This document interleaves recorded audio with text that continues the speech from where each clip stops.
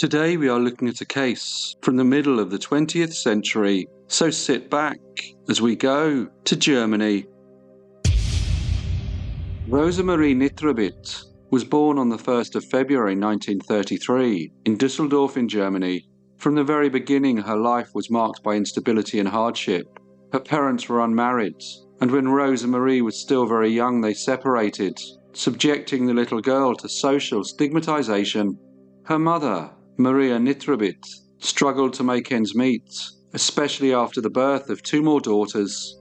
The family lived in poverty, and unable to provide for them, she placed Rosemarie and her sisters in children's homes and other such institutions.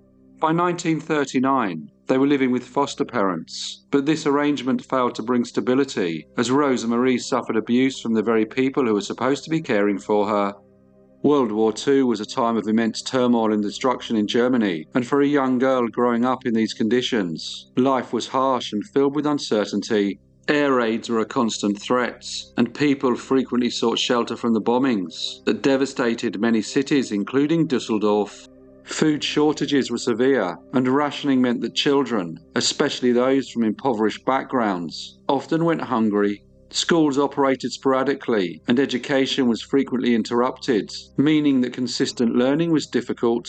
As the war intensified, many children were displaced, separated from their families, or sent to rural areas for safety. Foster care and juvenile institutions were usually overcrowded and under-resourced, which exposed children like Rosemarie to harsh treatment and neglect. Discipline was strict, and punishments could be severe, especially for those who were perceived as troublesome or defiant. The psychological strain, coupled with the instability that Rosemarie endured, deepened her feelings of alienation and mistrust.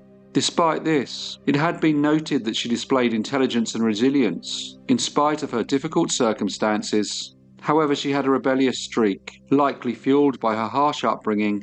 Her school records showed that on the days that the school had classes, she was often absent and struggled to fit into a traditional educational setting. This eventually led to her being sent to a juvenile home, which operated a very strict and regimented system, with little room for personal growth or emotional support.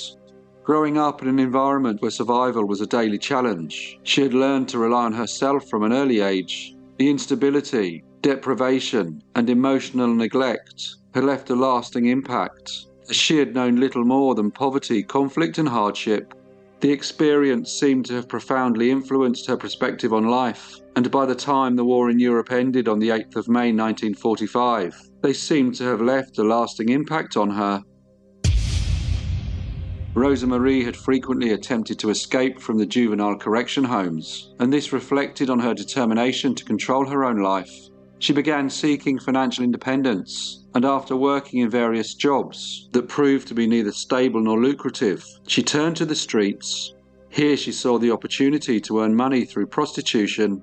At the age of 18, she moved to Frankfurt, a booming economic hub in post-war Germany, but soon after arriving she was arrested for offering her services at a railway station.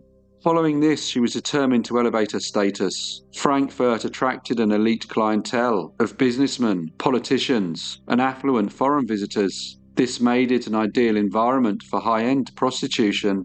Unlike many in her profession, Rosemarie decided to distinguish herself not only through her looks, but also through her intellect. She began to learn English and French to better engage with her rich international clients, offering them not just her services, but also stimulating conversation and charm. The combination of intelligence and sophistication set her apart, allowing her to become a companion for the wealthy. This approach quickly paid off, and her growing success allowed her to cultivate an extravagant lifestyle.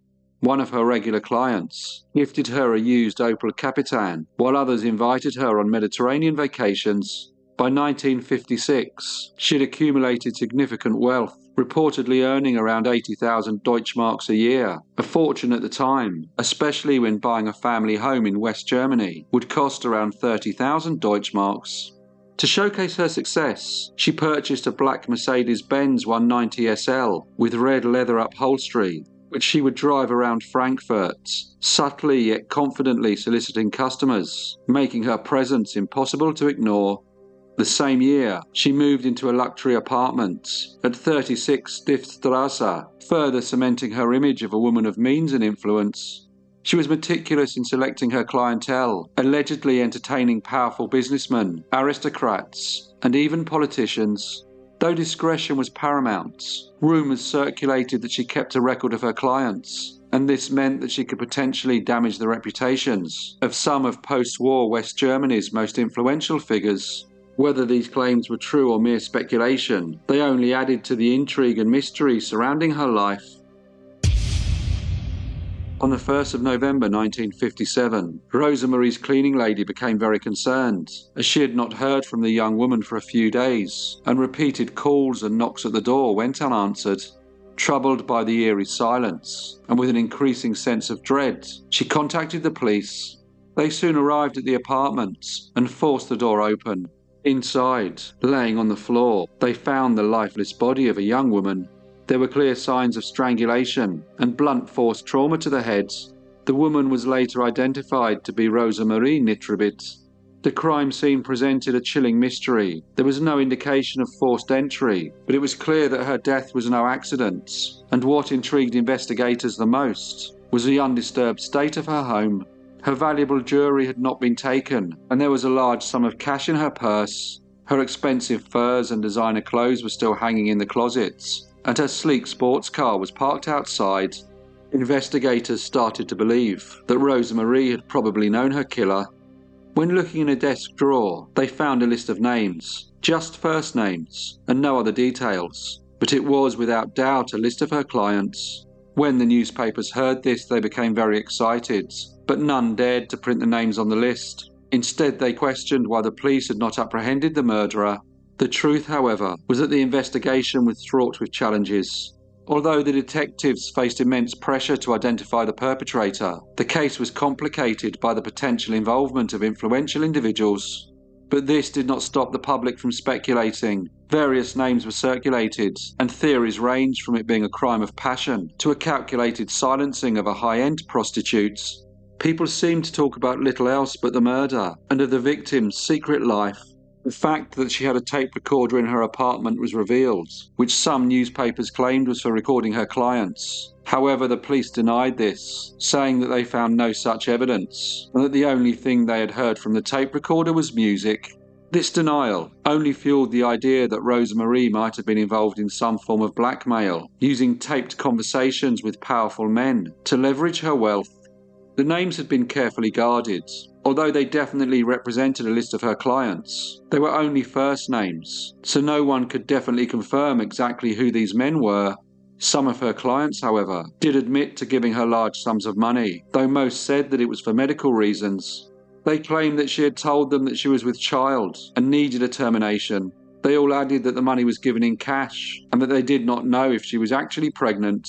Rosemarie's profession was not unusual in the city, but her violent death certainly was. The details of her life had captured the attention of both the press and the public, which fueled speculation about possible motives for her murder. Could the culprit be a jealous lover, a vengeful client, or a powerful figure desperate to hide his secrets? Despite this, the identity of her clients, like much of her life, remained shrouded in mystery. Her housekeeper, Erna Kruger, told investigators that Rosemarie kept her money mostly in the bank and had quite a lot deposited there.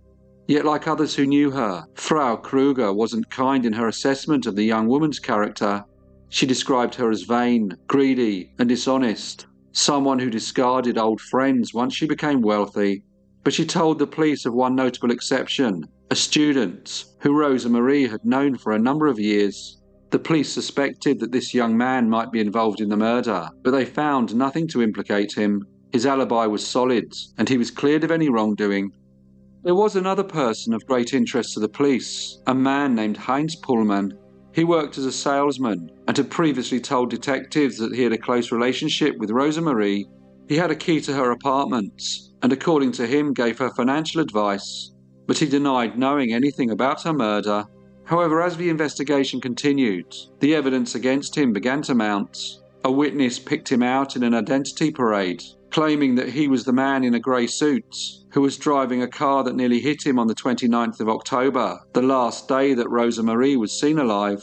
Despite the identification, Heinz Pohlmann remained calm. He said that he did not own a grey suit and insisted that he had an alibi for most of the day, but questions about his past continued to arise. At the time of the murder, he was free on bond, appealing a sentence for stealing sales receipts. Police searched his modest apartment, but found nothing linking him to the young woman's death. As the investigation continued, a few key details began to emerge. Rosemarie had reportedly told friends, just weeks before she died, that she feared for her life, and 2 days before she was murdered, a grey Mercedes was seen following her car. She had also been spotted on the 28th of October, arguing with a dark-haired man outside a nightclub. Despite these new developments, Heinz Pohlmann remained the main suspect. He seemed to have suddenly come into quite a bit of money, which had enabled him to pay off a significant debt and purchase an expensive car. When questioned about his newfound wealth, he said that he had saved up the money himself, hiding it under a heavy cabinet in his apartment. But the truth would not be so easily hidden. Eventually, he admitted to seeing Rosemarie on the afternoon of the 29th of October. He claimed that he left her apartment when a customer arrived, a man who he did not see. But the police suspected he was hiding something, and another search of his property revealed that he did in fact own a grey suit. When police recovered it, they found stains that forensic experts later confirmed was human blood. However, as the suit had been partially cleaned with chemicals, they were unable to ascertain anything else. Pohlmann insisted that the blood was his own, and said that he suffered from a skin condition that caused him to bleed, even though he had previously told officers that the stain on the suit was not blood, but oil from his car. In February 1958, after weeks of interrogation and many inconsistencies in his story, Heinz Pohlmann was charged with robbery and the murder of Rosemarie Nitribitt. Although the public could see that justice may be served, the decision sparked much debate. The evidence was circumstantial, and many questioned whether he was really the murderer, or if a more powerful figure, perhaps an industrialist or a politician, was behind the crime in order to silence the young woman, and he was just a convenient figure to prosecute.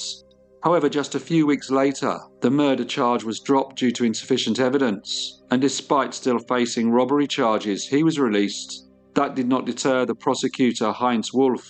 He strongly believed that Pohlmann was guilty and continued the investigation, eventually compiling an extensive 5,000-page dossier. In the months that followed, Heinz Pohlmann attempted to make money from his connection to the young murdered woman.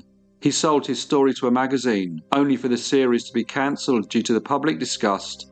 The outrage against him grew even more when reports surfaced that he had also tried to sell the client list to Soviet authorities. Following this, he landed a role in a film about the case, but his involvement caused much backlash from the public, and he was quickly dropped from the cast. Not to be deterred, his hunger for fame and fortune led him to try and sell Rosemarie's client list once more, this time to the East German authorities. But again, he was unsuccessful. His luck finally ran out when he was sent to prison after losing an appeal on an unrelated larceny charge. In March 1960, new evidence emerged about the Rosemarie Nitribitt case, and he was once again charged with murder. Again, the public became fascinated with the life of the young woman who had been so brutally killed in her apartment in October 1957, and they again wondered whether justice would finally be served, or if Heinz Pohlmann would manage to escape conviction once more. His trial began 3 months later, on the 20th of June 1960, and attracted intense media attention. He seemed to enjoy his time in court, and was confident and unapologetic. He admitted to a history of dishonesty, but denied any involvement in Rosemarie's death. He told the court that his relationship with her was platonic, and that all he ever did was occasionally arrange a few meetings with her wealthy clients, for which she paid him. He portrayed himself as someone who had been taken advantage of by Rosemarie, but when pressed about the circumstances of her death, his story became more convoluted. Witnesses testified about his behaviour before and after the murder. Some claimed to have seen him with scratches on his face and acting nervously, while others linked him to the car that nearly ran over the gardener on the day the young woman died. As the trial continued, his defense attorney, Alfred Zeidel, sought to cast doubt on the prosecution's case. He argued that the time of Rosemarie's death was unclear, and without a definitive timeline, the prosecution's entire case was not reliable. He also pointed out that his client had no reason to kill the young woman for money, especially as he had a key to her apartment, and could have stolen from her when she wasn't home. The prosecution, however, argued that Rosemarie had been murdered to prevent her from revealing compromising information. They pointed to Polman's attempts to sell her client list as evidence of his guilt, and reminded the court that his behaviour became more erratic after the young woman had died. Every day the courtroom was filled with spectators, all eager to learn the truth about the woman whose death had captivated the nation, and the public followed the story with intense interest. As it unveiled, they seemed fascinated with the intersections of wealth, power and vice in post-war West Germany. The media seized every opportunity to sensationalise the story, casting Rosemarie as both a tragic victim and a seductive enigma. The case had not only exposed the moral duplicities of West German society, but had also raised questions about the treatment of women, especially those in positions of vulnerability. However, when the trial ended, Heinz Pohlmann was found not guilty, a verdict that many believed to be just. Despite the prosecution's efforts to link him to the crime, the evidence against him proved insufficient, and inconsistencies with witness testimonies further weakened the case. Some believed he had been a convenient target, used to deflect attention from more powerful figures, who may have had a motive to silence the victim. Following his acquittal, he maintained that he had been unfairly accused, and that he was a man caught in a web of intrigue beyond his control. However, for all those seeking the truth, his release did little to dispel the lingering doubts about what really happened. That story was adapted into films and plays, reflecting the nation's ongoing fascination with her life. The film, made in 1958, 2 years before the trial, called Das Mädchen Rosemarie, The Girl Rosemarie, was a thinly veiled dramatisation of her life. Later, more films and books explored her case, often delving into themes of morality and the complexities of her profession. Some also shed light on the legal and social challenges faced by women who sought financial independence through unconventional means. Many mysteries still surround Rosemarie's life and death. Who were the men she associated with, and did they play a role in her murder? Did she possess incriminating evidence that could have made her a target? And why did the investigation fail to produce conclusive results? Some theorists believe that key evidence was deliberately ignored or destroyed in order to protect powerful individuals. Others, however, argue that her death was simply a tragic result of an altercation with an enraged client. Her murder remains one of Germany's greatest unsolved crimes, and a reminder of the dangers faced by women who work in the same profession of Rosemarie. Her life stands as a powerful reflection of the social attitudes of her time towards women, towards prostitution, and towards the divide between public morality and private indulgence. More than 65 years since her death, the mystery of the murder of Rosemarie Nitribitt continues to captivate, ensuring that her name will not be forgotten. Hello everyone, and thank you so much for listening.